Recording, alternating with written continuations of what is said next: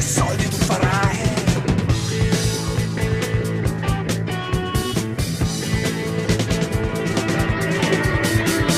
C'è chi si sbatte per i soldi per bucare, c'è anche chi cerca i soldi per partire,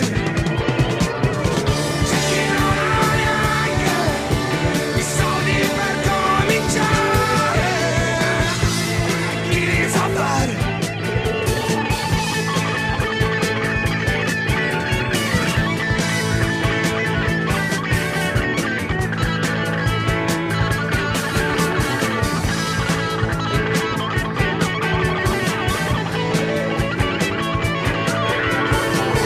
C'è anche chi cerca i soldi per fare e chi li può bruciare.